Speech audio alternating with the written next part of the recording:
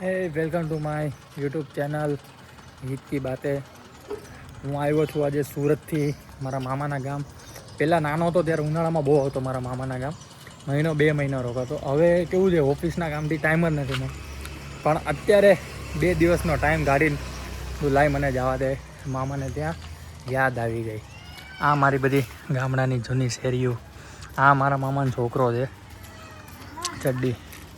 અહીંયા અમે બહુ મસ્તી કરતા. જે આ શેરી હતી ત્યાં ફૂલ ધમાલ મચાવતા હતા અમે. પણ અત્યારે કંઈક વાત અલગ છે, બધી મજા નથી. બધા પોતપોતાના કામમાં વ્યસ્ત થઈ ગયા છે. જો આ બધી શેરીઓમાં બધા ઘર મોટા મોટા બની ગયા, પણ મજા આવતી એ ટાઈમે. અત્યારે બધા પોતપોતાના કામમાં લાગી ગયા એટલે એ બાળપણ યાદ નથી આવતું. અને આ જૂની શેરીમાં ગમે તેટલી વાર આવીએ ને તો એ બાળપણ યાદ આવી જાય. આટલી ગરમીમાં બી અમે ક્રિકેટો રમતા, બધા રમતા, ઘરેથી ના પાડતા હોય. આ બધી જૂની શેરીઓ છે. અત્યારે હજી હું તમને ઘણી બધી બતાવીશ. આખો વ્લોગ જ એનો બનાવશું. જે આ દેખાય ને, આ મારી ફેવરેટ જગ્યા રહેતી. અહીંયા હજી છાંયડો એવો ને એવો છે. બધા ઢોર અહીંયા જ આવે. આ જે ગાયું છે, અહીંયા રમવાની મજા આવતી અમને. હજી આ જૂના નળિયાવાળા ઘર છે. આ ઘર બહુ ટાઈમથી હજી આવું ને આવું જ બંધ છે. એવો છે આ નજારો. આવી રીતે બોલા ભાઈ. ખવડાવ રોટલી.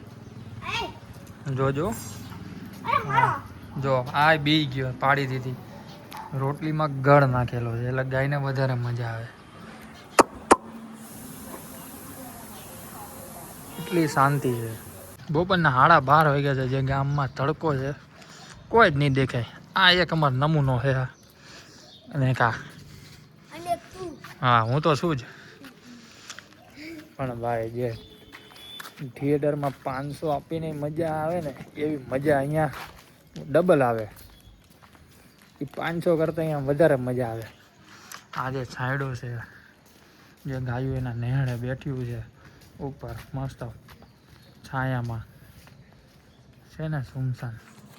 ના અમે આ તાઈન ગામડું એટલે સુખ, શાંતિ ને સમૃદ્ધિ. સુરતમાં પૈસા ઢગલો છે પણ દરરોજ મગજ માર્યું હોય. અહીંયા શાંતિ મગજને હાવ છે ને, કાંઈ ખરી ટેન્શન.